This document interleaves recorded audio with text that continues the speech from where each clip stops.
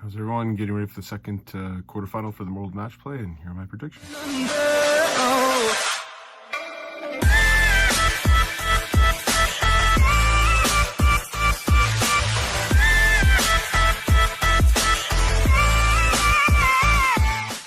All right, well, 50 or 500 on the quarterfinal predictions yesterday.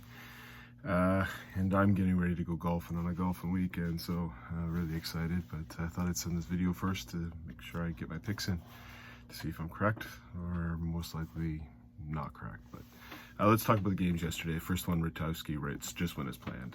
Just pretty much exactly where I saw it. I think the score was, what, 16-8?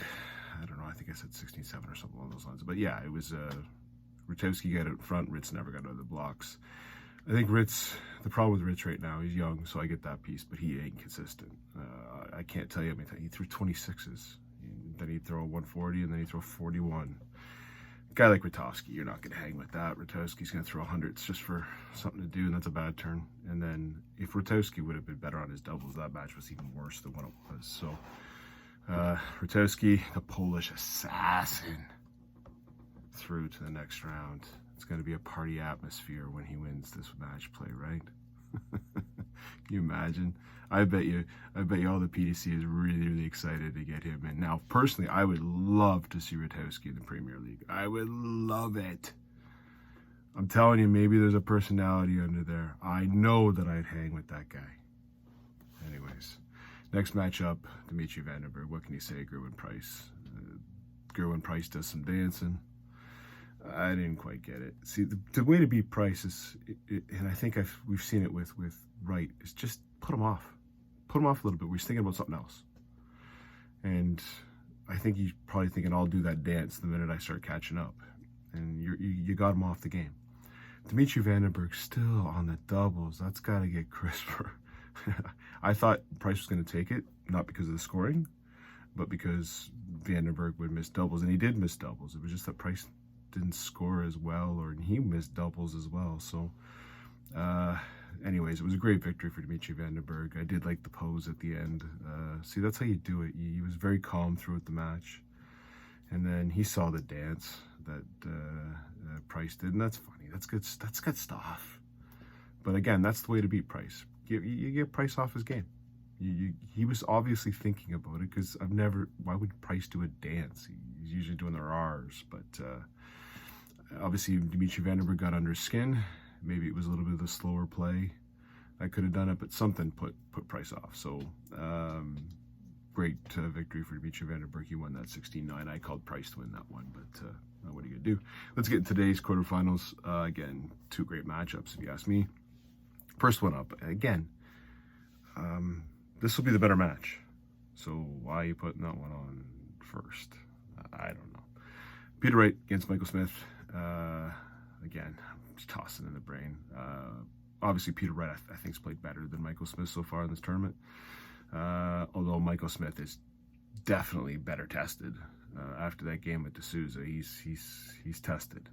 Where Wright hasn't really been put under any pressure in the first two rounds. He's pretty much skated through. So, but again, does Wright fold under pressure? Maybe the Premier League back in 2017. He's playing Van Gerwen, maybe. But if you take a look at Peter Wright's record against Michael Smith, especially in TV tournaments, it's not good for Michael Smith. If you remember, maybe it was a Player Championship, Wright just put on a clinic against Smith, and Smith was playing fantastic. And then Wright went on to lose to Mervyn King in the semifinals, and he didn't show up. So again, kind of what Wright you're going to be. Obviously, he changed his darts mid-match. Obviously, with the heat, he's going to go back to the darts that got him the big average. I'm tossing and turning this one. I think it's going to be a real close one. I don't think anyone's going to get onto a big lead.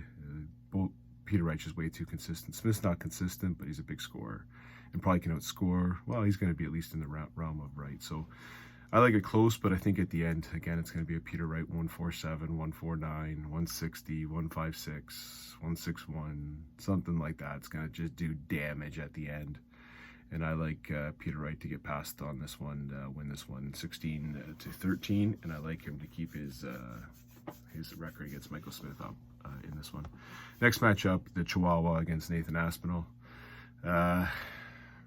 So far, if I were to take a look at the performances, you got to favor Aspinall.